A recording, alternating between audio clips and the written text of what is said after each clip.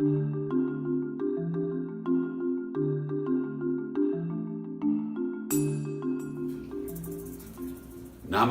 Yogi Astrologers, and welcome to another in Karma Yoga Center's Astrological Membership Series. That's a lot to say. We've been working through the planets for this part of our series. We started with the personal planets, which include Mars, Venus, Mercury, the Moon, and the Sun. And then we went through the social planets, which are Jupiter and Saturn. Then we moved out to the transpersonal planets, which includes Neptune, Uranus, and Pluto. And now we're talking about some other astrological aspects. The previous video was Chiron, which is a dwarf planet, and that one had to do with one's wounds and the journey of the story of a human being. And today we're coming into Lilith. And it's been quite a journey for me and my wife Katrina as astrologers preparing for this video. As I got ready to make the video, I suddenly felt like I don't feel like I'm qualified to talk about Lilith because for several reasons. One is that Lilith is a newer, at least in astrology, aspect that Western astrologers have been looking at. Newer, I don't know, in the past couple decades perhaps or longer, though the story of Lilith is not a new story at all. Lilith, and we'll talk about the story in a moment, and I'll actually retell a version of the story since there are several different versions, but it goes back thousands, perhaps even 10,000s of years. It's an archetype in the human consciousness that appears around the planet, but we're using the specific one of Lilith, which comes most recently out of the Jewish and perhaps the early Christian traditions. Further back it goes into Sumeria, and Lilith is also perhaps connected to the goddess or the mythology of Inanna, and Ishtar is another variation of her story. Just like Joseph Campbell, and I talked about this in Chiron, references mythology throughout the world. And he basically, Joseph Campbell in modern times, distilled it down that there's really one universal myth. It's the hero or heroine's journey. And that can apply to gods, to goddesses, to human beings, to animals, to star beings. Some version of this mythology or story is retold over and over again with the purpose of illuminating what's going on in the inner worlds or the spiritual world or the unseen world, but they're using the mythologies in the seen world, even though they may seem fantastical, to help us understand that. Hopefully that makes some sense, but let me get it back to the focus of Lilith. Lilith is, and I'm talking strictly astronomy right now, astronomy is the physicality of things in our solar system, our galaxy, our universe. Lilith is not a physical object like the sun or the moon. Lilith is an energetic point in space that orbits with the moon and the earth. Let me explain this. So if you are familiar with geometry, or if you ever just drawn a circle, like using those old school compasses, the point is in the middle and then you rotate a pencil around it. A circle has a one point of center or one point of gravity or one middle point. When you take a circle and start to elongate it so that it's more stretched out like a rubber band, it then has more than one point of center, and it has two. It's like taking two circles that were once in one and pulling them apart, so there are now two center points, which allows something to have an ellipsis. Not all orbits of things are perfect circles. In fact, most, or if any, are not.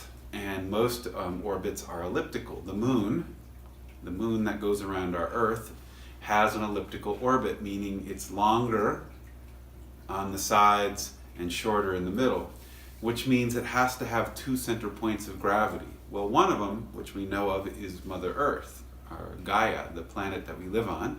The second one, which is off the surface of the Earth, is Black Moon Lilith. It is this energetic point that is off the surface of the Earth, but yet astronomers and people who study astrophysics recognize there is some gravitational force out there that is allowing the moon to have this irregular, wobbly, elliptical orbit astronomers have looked at this, and now astrologers have noted this, and when we look at where this point sits in somebody's chart, it has some deep significance.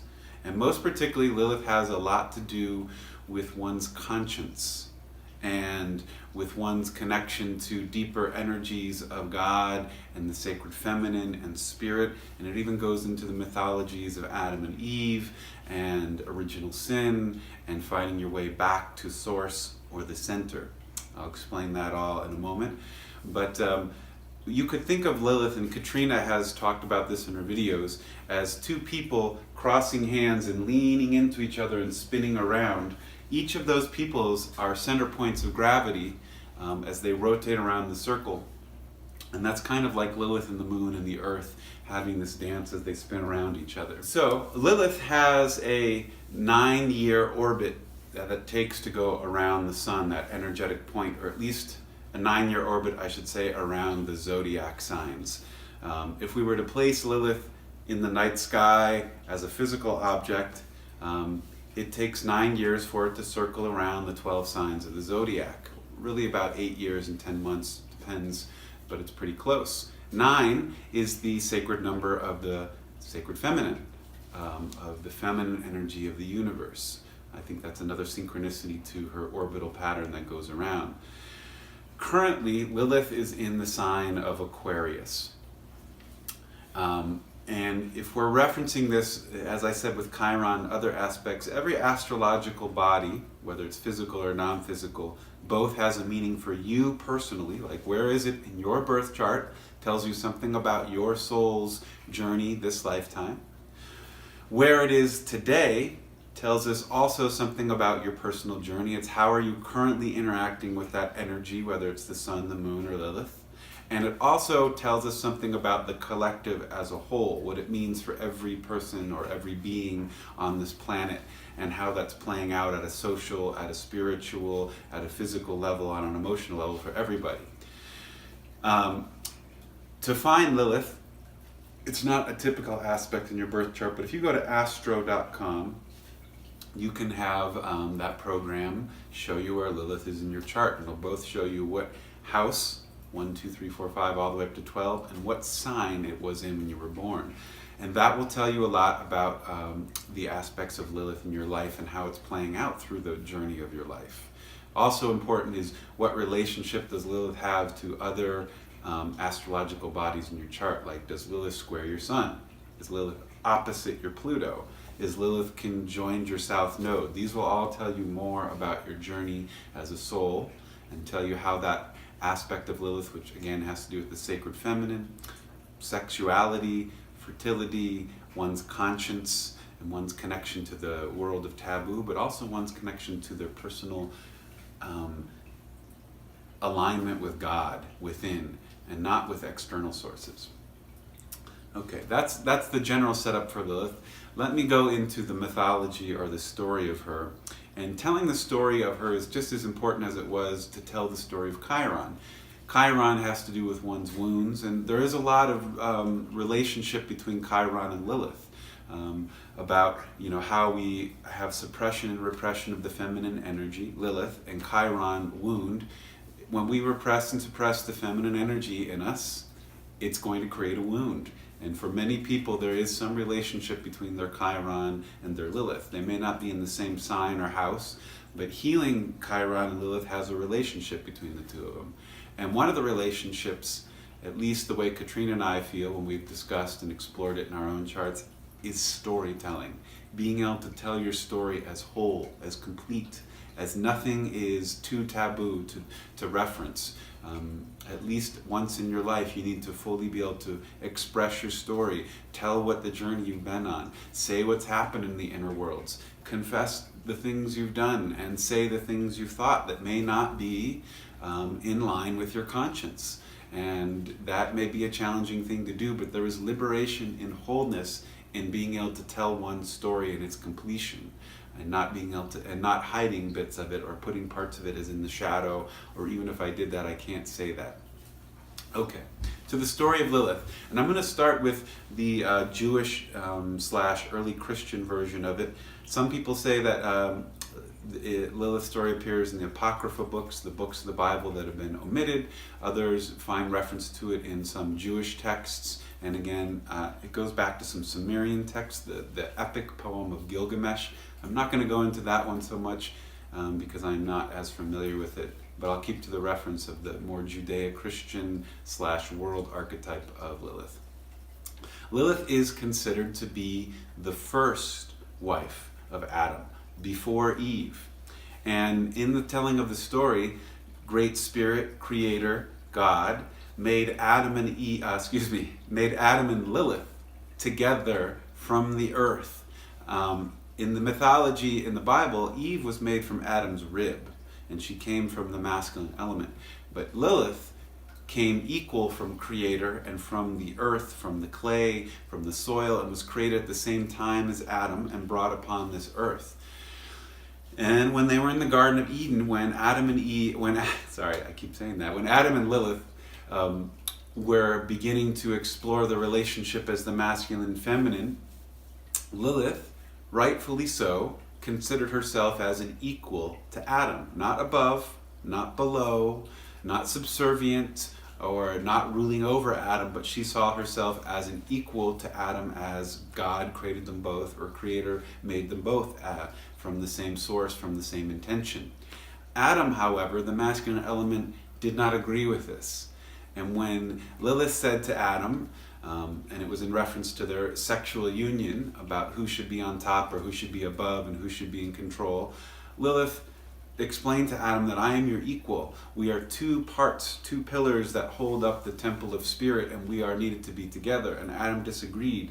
And in that disagreement, one way you could say it is Adam banished her from Garden of Eden, or another way to see it is Lilith said, I choose to leave. It's probably yes and to that story. And Lilith left the Garden of Eden on her own free will, or Adam banished her, or as she was leaving, Adam says, get out. And this is where the story of Lilith then gets into several different interpretations. But one or several things that are for sure known about it is once Lilith left the Garden of Eden, at least in the traditions of the modern, and by modern, the past 4, 5, 6,000 years, the modern religious establishment demonized the feminine and demonized sexuality and demonized the women. Childbirth, sex, fertility, things that come from the earth or from the underworld or from the dark place. The snake, which comes in, I'll talk a little bit about that in a moment, but the snake is also representative of Satan, at least in the Christian traditions and some of the other traditions, as evil, as the temptress or the tempter, the one that will lead you astray and that has bad intentions. To take this off onto not a side note, but to compare it to other spiritual traditions, in all other, I shouldn't say all, but as many as I know, more ancient Mother Earth-based traditions, the snake and that serpentine energy is a representation of the waveform of spirit energy that travels up our spine and unites the heart of the earth to the heart of the sky. It's representative of the journey of a human being on a soul on their life path. The goal is to unite the energy or the lower chakras, the lower, more physical energies of a human being, to the heart, and then to the upper chakras, the more etherical and unseen aspects of spirit, and to Father Sky or God. And one is not above or below in the spiritual realm. They're meant to be connected together, and that snake energy represents it. The yogis and Atlantis and older societies like Lemuria use the representation of two snakes weaving up and meeting 6 times and then coming back together. The tails of the snake start at the root chakra, and they don't start separately, they're together. They come out of one source. They meet and pierce each chakra at the same point as they come up, the lower 6 chakras. And when they come back to the third eye, the 2 heads of the snake meet equally.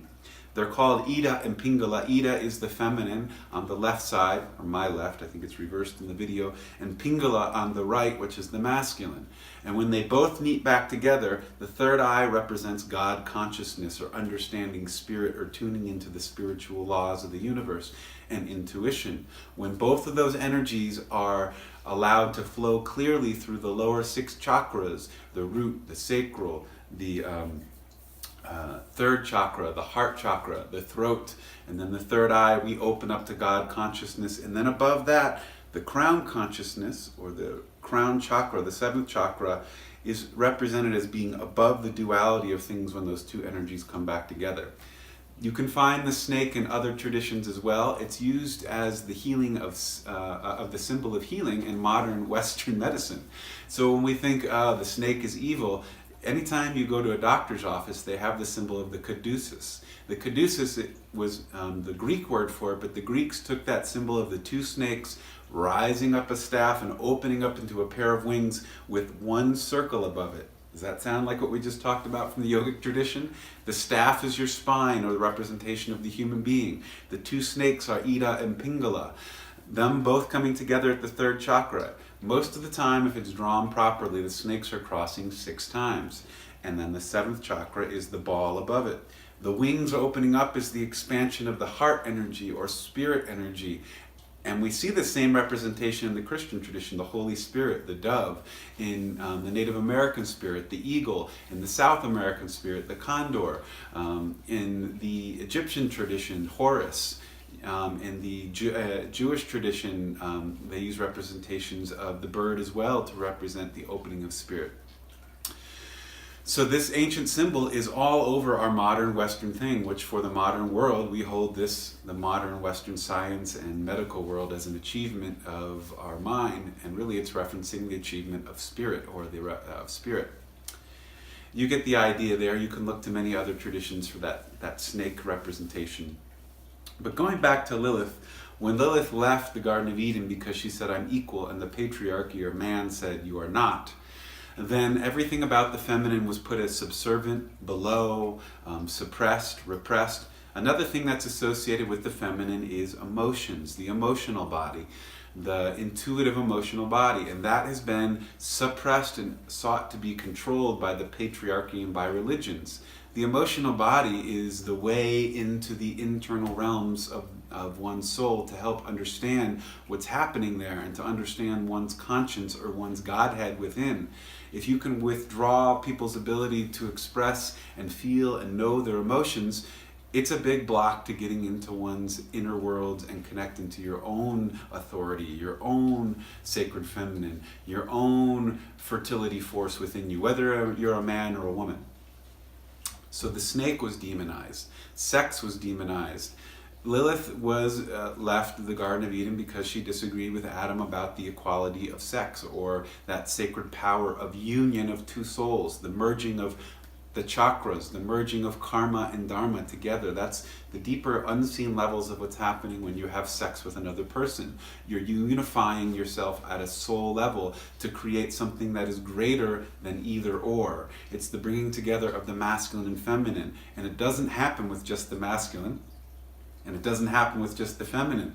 You need to have them both together in equality, like those two snakes rising up. And that is the journey of a soul, to move through the lower chakras, to understand the lower desires, to refine them and come into heart consciousness, to open up to speaking your story and telling the truth, and then seeing with your conscience from your own source of authority, which comes from God, which comes from Source, which comes from Great Spirit, what the universe is and how you connect into that.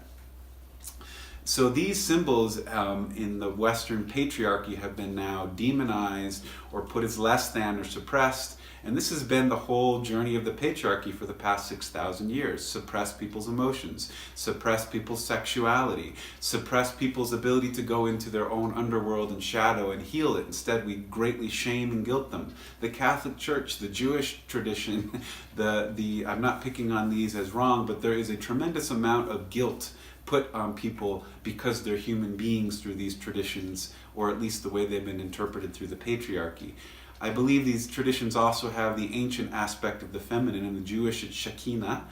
In the Christian tradition, stripped down, it's Mother Mary, but without the sexual form. They've taken the sex out of that. Or Mary Magdalene, who is associated with sex, was considered a harlot or a harlequin, or one who is misusing of the sexual powers. And she was also, in a way, looked down upon, and still is in many traditions, though she's elevated by Jesus the man.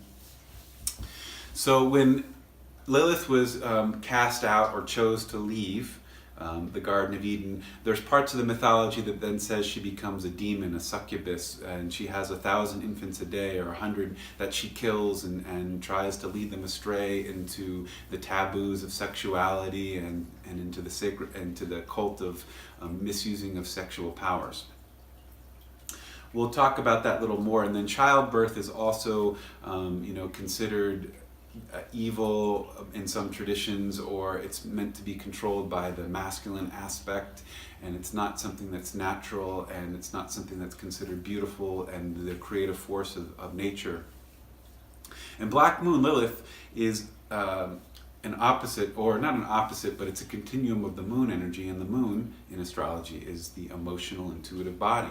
And so it's like the shadow side of this. If we're not able to connect into that emotional, inner child, inner spirit connectedness to God, the shadow side of it is seen through the archetype of Lilith, though Lilith is not the shadow. I'll explain this as we get into the meanings of Lilith in a moment. Hopefully that makes some sense about the mythology of Lilith. And she's been picked up in modern times more and more. In the Jewish tradition, modern Jewish people are sometimes picking up her archetype more. She's been picked up in the lesbian society or the homosexual society because of her empowerment to stand up against the man. And then if you remember back to the 90s and the early 2000s, there was the Lilith Fair. More people are naming their daughters Lilith now.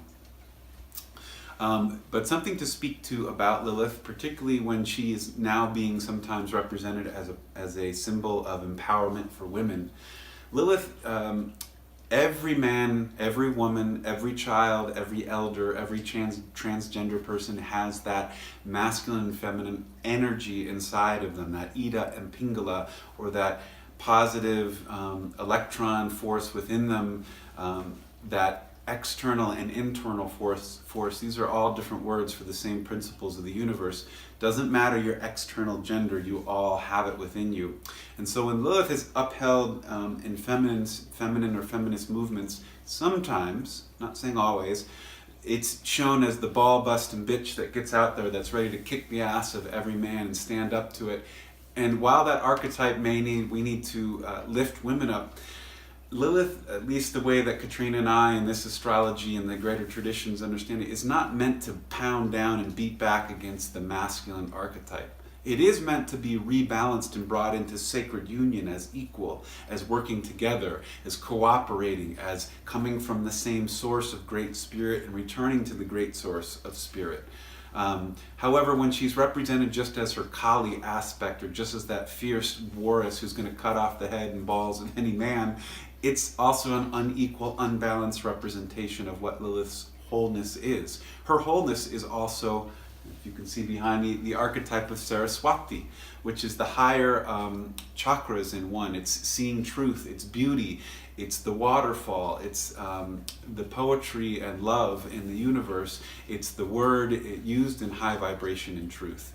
Lilith is also an aspect of Lakshmi, or Mother Gaia, of the one who bears children and brings life into the universe. And this is for men and women. We both bear into our life as a soul whatever we create, whatever we birth. This could be physical children. This could be a building, an architect. It could be drawing. It could be your whole life purpose as a baker. Whatever it is, you birth into this world action. You birth into this world ideas. You birth into this world things that hopefully are in high vibration for healing. But it is part of the human journey, whether you're a man or woman, to create, to be a creator. And Lilith connects into that creator archetype, ultimately to bring into ourselves in alignment to our own conscience, to God within, that we may create for life-giving purposes.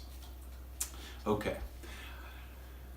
Let me pause for a moment here and reset for Lilith and start to look at some of my notes about her. So how Lilith connects into the conscience. I think Lilith is an indicator in your chart of where we may have strayed from our conscience. And to talk about conscience a little, first let me reference something, and I won't go too deep into this, but it's one of the ways that the yogis understand the energy body and our relationship to Source and to God.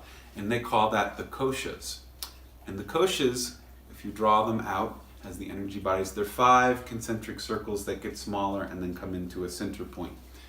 The outer layer of the kosha, and this is a representation of human beings or a soul's journey in an incarnated body. Your outer sheath, which is what kosha means, one way to translate it, is your physical body, what you incarnated in as a man, as a woman. And that is an expression of energy in the physical realm. The second layer in, the next circle in towards the center, is your breath body. And it's not just the physical inhale and exhale, though that is a beautiful way to start understanding what the breath body is by meditating on the inhale and exhale. It has to do with the breath of the entire physical body. The energy of the breath enters in everything, not just the lungs. The third layer in is the mental, emotional body. This is all the things you think, all the things you believe, all the desires you have, all the emotions that pass through you. The fourth layer in is considered the wisdom body. And that's that third eye conscience and consciousness that goes the wider field than just the physical mind or just the mental realms of what we think and what we believe and what we desire and what we feel. It's tuning in to the greater alignment of spirit and the wisdom and the truths of the universe, the universal laws, and understanding and seeing the frequencies there and being able to intuit those naturally because they are within us. And then the fifth layer, which is the center of the bullseye or the dot of the kosha, is the spirit body or the atma or the bliss body. And that which comes from source, which sits in the middle of everyone. It's the namaste, which is the light in me sees the same light in you, or in the Mayan tradition, in lakech, alakin, which means I recognize that I am another you and you are another me, or aloha.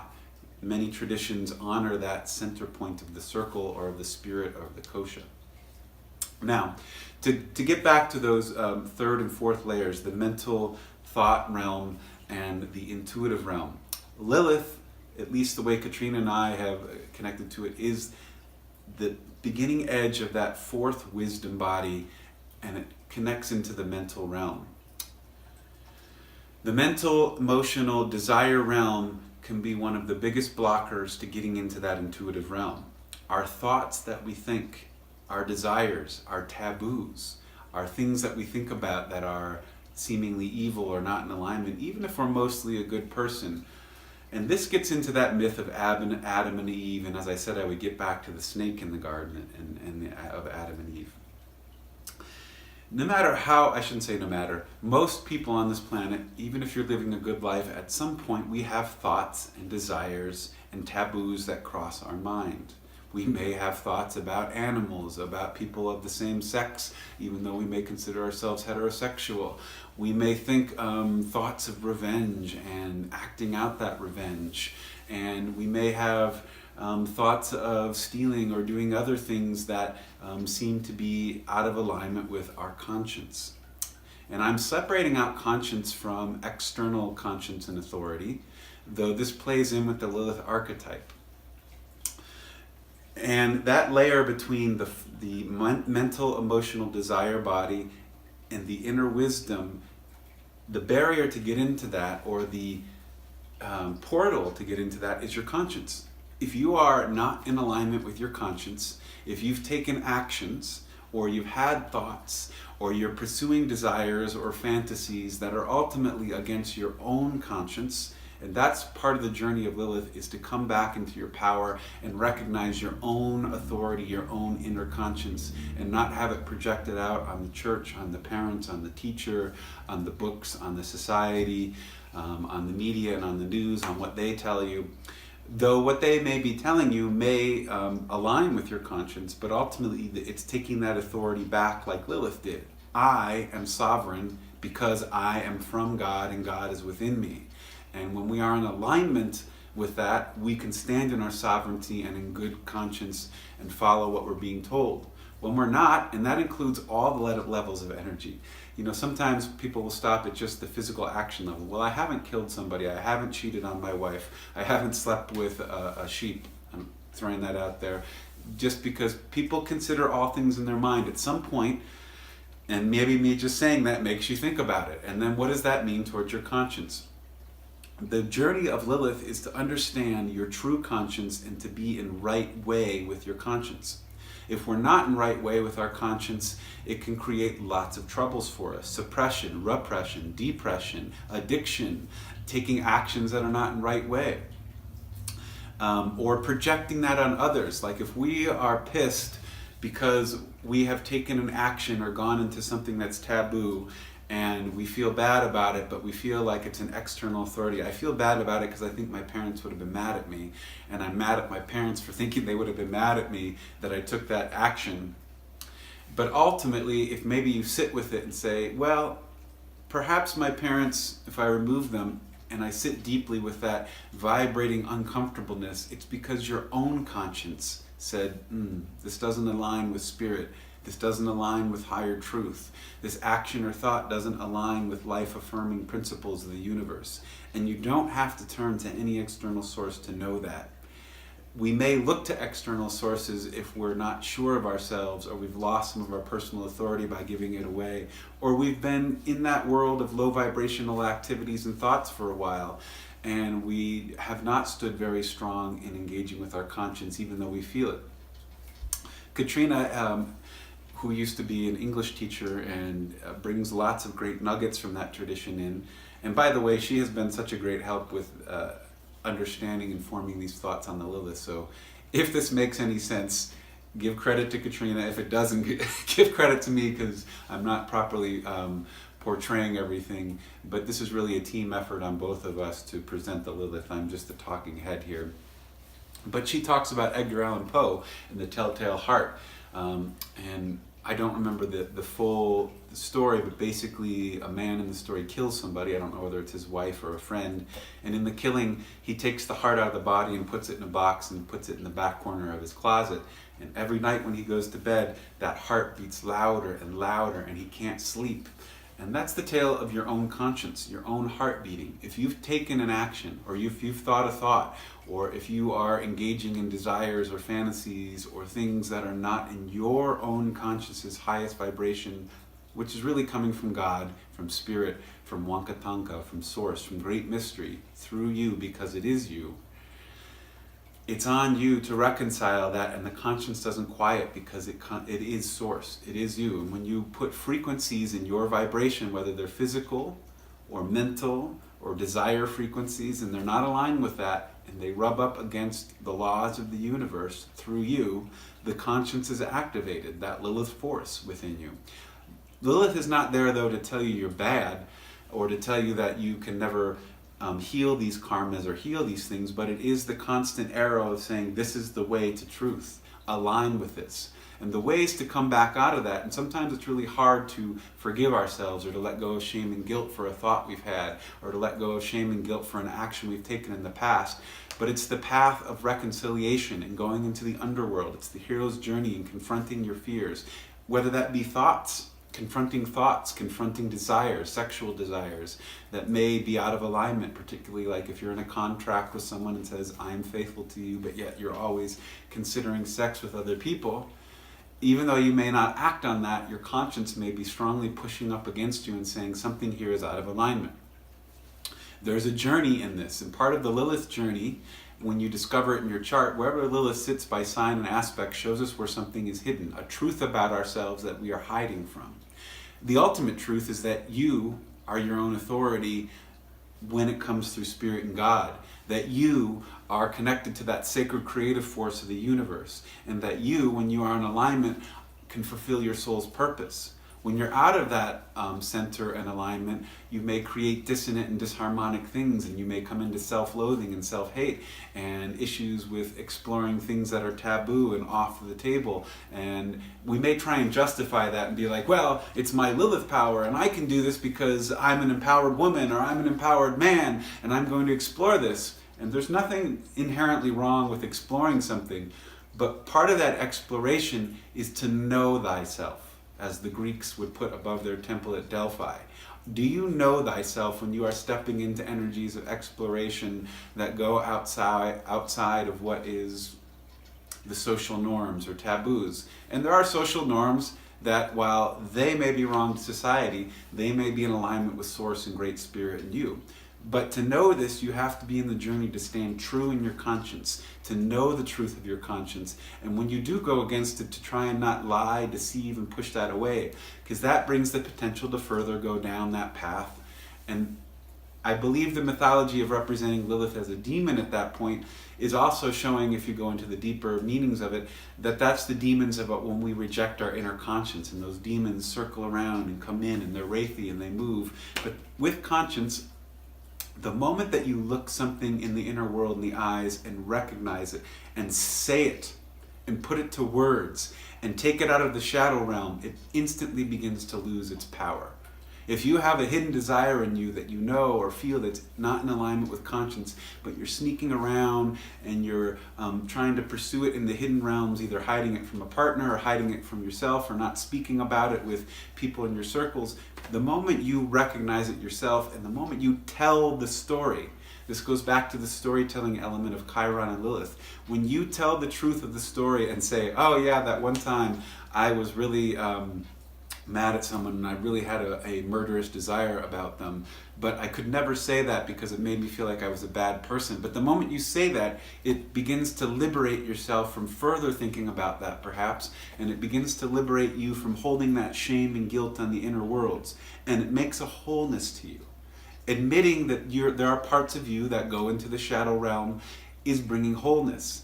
As a human being, we live in a world of duality. This is one of the teachings of many different wisdom traditions, that at least in this physical plane that we have chosen to incarnate in, to love and grow and learn in, we have to encounter these dualities of right and wrong, left and right, up and down, black and white. And we're asked in this journey to explore those and to understand them in right way.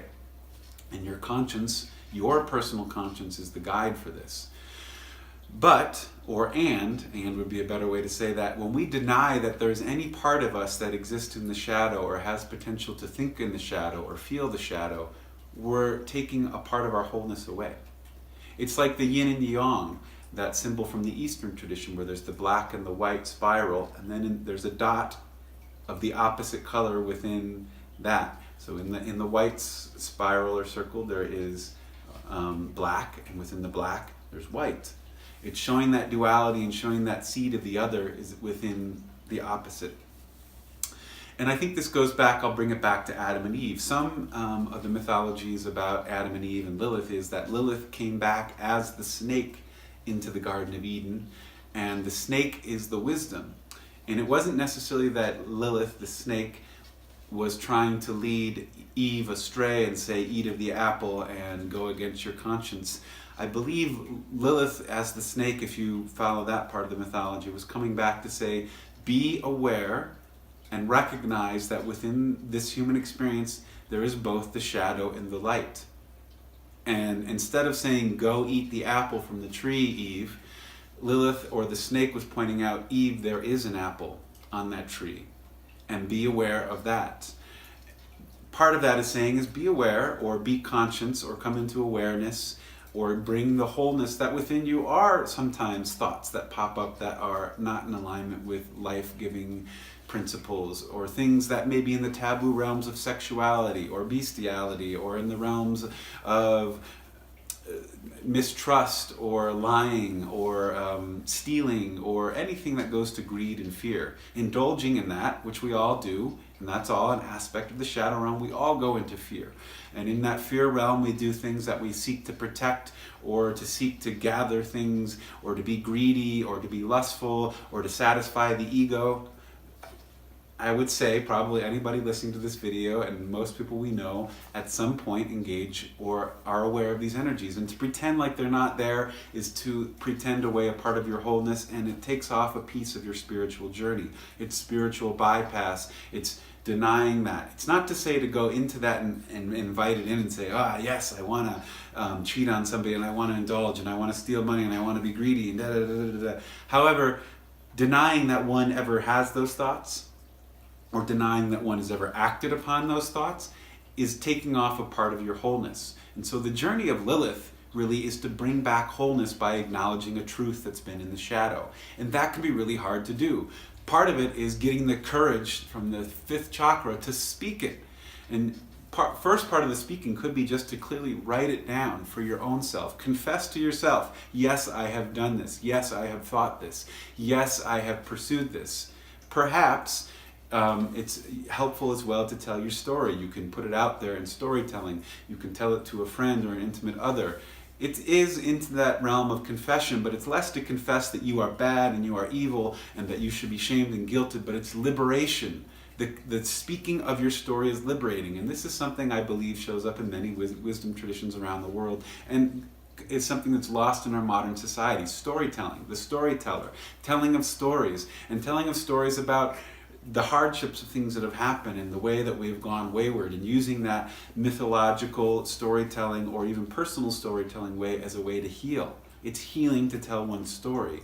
This is something about AA that they do when you come into AA, that you need to tell your story, and one of their principles is you need to say your wrongs that you've done to others and try to make it right. So storytelling of your Lilith, you don't have to go throughout your whole life per se and constantly retell the story of the misaligned thoughts you've had or the misdeeds you've done.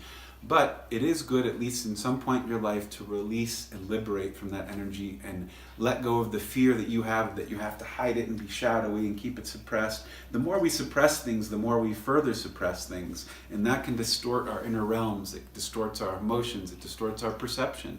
It distorts our life here. And so when we start to take that distortion out and put it into the light, the demon begins to disappear and dissipate.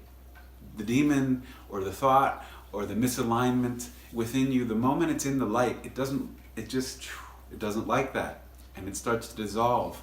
And it's like we start to see that what we once feared wasn't as great as it was, though it may be quite a journey to get there. And again, that is the hero's journey of Joseph Campbell. At some point we go through the underworld, we're stripped down to our barest, we feel most vulnerable, but at that most vulnerable point we are humble. We are connected in to accept spirit, our conscience, and we are ready to die and surrender. And at that point there's a resurrection, a renewal, and a lightness. And we may have this journey with Lilith many times in our life, or to remember her. And that Lilith power, once you do that, you are empowered. You are in alignment with the principles of the universe, and that creative force, that force of fertility represented in childbirth, but now we're talking in the energetic realms, is able to flow through you. That Shakti snake force, that Ida Pingala crossing in, now is not blocked at one chakra and getting distorted. It's able to go from the root to the crown and open up to your full soul's purpose. And so Lilith is a very powerful archetype to come into. And particularly at this time when the old patriarchy from the past 6,000 years is beginning to crumble and beginning to lose its grip. And I've said in previous videos that the patriarchy itself is not inherently bad. The patriarchy, or the masculine principle, is needed just as much as the feminine, in balance and equal, the way Lilith intended it when she spoke to Adam and said, we're equals. I'm not above you, you're not below me, and I'm not below you, and you're not above me. We are equal.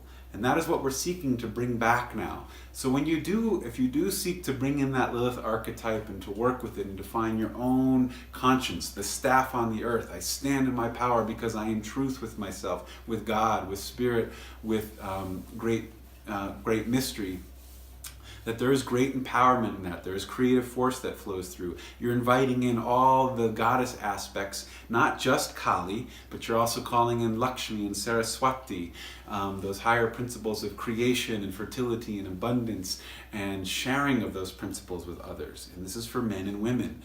And so when we come to our modern times of the needing to heal the patriarchy and bring back the matriarchy, or the feminine and the masculine together, the masculine is the one that says, let's do this, let's put it into action.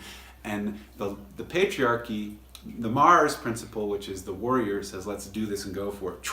The patriarchy is the wise elder who says, let's gather right resources. Let's do this the right way. Let's consider what the other may feel when we do this. That's the right use of the patriarchy. And the feminine, the matriarchy says, let's birth this. Let's put in the seed of creation. Let's give it the resources that's needed as well to create this. And let's give it love and nourishment and let it flow. And these go together. It's not one or the other. And so this principle of when Lilith comes back as the ball-busting bitch, Be careful with that archetype. Try to seek balance. Try to seek equality with it. Try to bring that Lilith archetype back in a way that she's restoring your personal masculine and feminine and empowering you in that way. And this is both for men and women. Let me just check my notes here to see if we have caught everything. One thing that Katrina said that I want to mention is Lilith is also speaking the unspeakable. I sort of referenced this on telling your story, but it's speaking what was once unspeakable in the realms. A form of expression or confession, something that you have thought or done, and it may not be bad or wrong, but you may have been holding it in there in attention because you weren't sure. And it's taking back your own authority. If you can speak it, you have now empowered yourself to rise above it and heal it and transform it. And you also are empowering yourself to know what your own conscience is. It is a journey. Everybody has a conscience.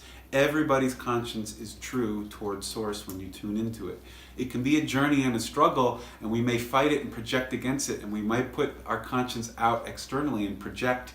That's a weakness when we project our conscience and morality onto others and then are mad when they are projecting it back to us and say, don't do that, or this is not in high vibration. You say, well, that's just your patriarchal laws. If we take it back and each individual had their own conscience within inside of them, we wouldn't have the need or the struggle with the external. We won't go so much into that one now, but something to consider as a possibility. Any last thoughts about Lilith? I think we're good. So look into your chart. You can use astro.com. If you do an astrology reading with us at Karma Yoga Center, we can help you look into that archetype of Lilith. Also, one of the best ways to do this is to do your own meditations, your own prayers, your own focus on that element of Lilith, or your own reading of the mythology. Reading of these mythologies help us to take us into these other realms of awareness, into the inner realms, and help us see it from a different perspective. So I do encourage, if you are enjoying these astrological videos and you are feeling that astrology and yoga and these deeper earth traditions are a way for you, look into the mythologies of the Native Americans, into the mythologies of the Greek and the mythologies of the more ancient Jewish and Christian traditions, the mythologies of the African traditions. You get the idea. And these will all, I believe, and if you look into Joseph Campbell, all of these mythologies are pointing back to universal truths that are within you. And it's your journey to find them, to discover them, to empower yourself, and to stand up in your own truth. Blessings to you all and your journey with Lilith. We'll see you next video. Namaste.